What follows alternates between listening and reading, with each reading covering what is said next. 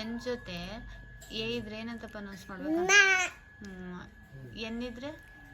N ಜೊತೆ I ಇದ್ರೆ, N ಜೊತೆ ಇ ಇದ್ರೆ,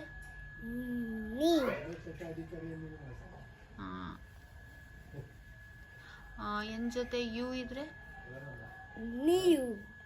ಎನ್ ಜೊತೆ ಓ ಇದ್ರೆ, ಕೆ ಜೊತೆ ಎ ಇದ್ರೆ, ಕೆ ಜೊತೆ ಯು ಇದ್ರೆ,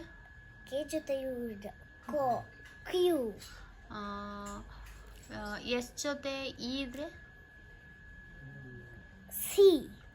ಎಸ್ ಜೊತೆ ಐ ಇದ್ರೆ,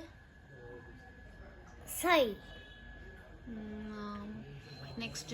ಯು ಜೊತೆ ಜಿ ಜೊತೆ ಎ ಇದ್ರೆ, ಜೆ ಜೊತೆ ಎ ಇದ್ರೆ, ಜೆ ಜೊತೆ ಐ ಇದ್ರೆ, ನೆಕ್ಸ್ಟು ಪಿ ಜೊತೆ ಇ ಇದ್ರೆ,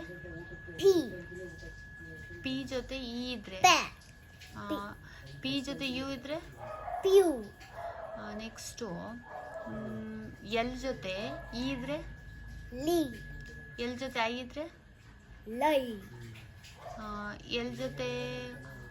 ಓ ಇದ್ರೆ, ಗುಡ್ ಮಗ.